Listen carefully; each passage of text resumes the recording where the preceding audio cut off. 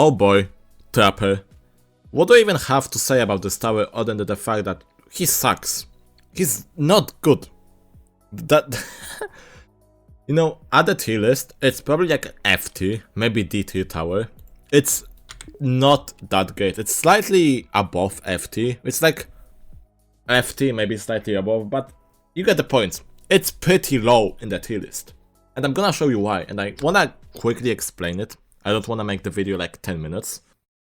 But because that will just be silly and it's not that deep. Well, first off, it's supposed to like be an early mid-game tower, which is the part of the game where you farm the most. You set up your farms, you save up for more expensive towers. That's the early mid-game parts of the game. And Trapper is clearly designed with its price and DPS to be that type of tower. Now, that would be fine if it wasn't the fact that it's terribly not cost efficient. For 13,000, you don't get a lot of DPS. The best deal you get is for the landmines, because they have like 28 DPS per landmine, and since it's splash damage, that can actually be quite useful. If you place Trapper in the back, you just set up yourself for leaking enemies.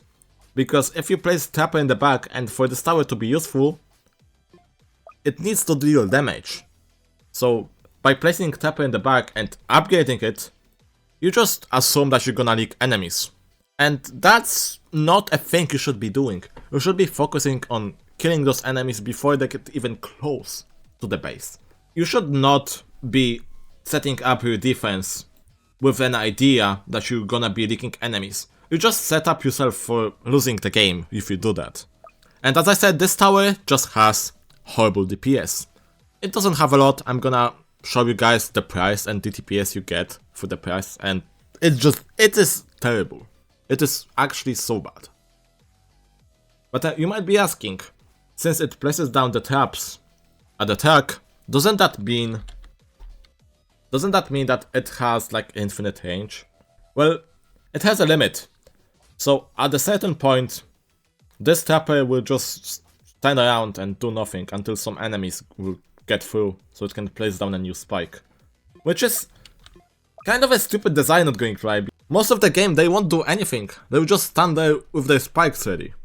And even if they have all 9 spikes at the max level, they're not gonna do a lot of damage. And the bear trap in the first place should be placed up front to slow down any fast enemies, so all the towers that are not Trapper, by the way, can deal damage to said enemies. For example, the tank. This tower can slow down the tank, stun him with the bear trap. That's the only useful thing about it. Oh, this tower is bad. And not one last thing. If you use this tower, be ready for your matches to last forever.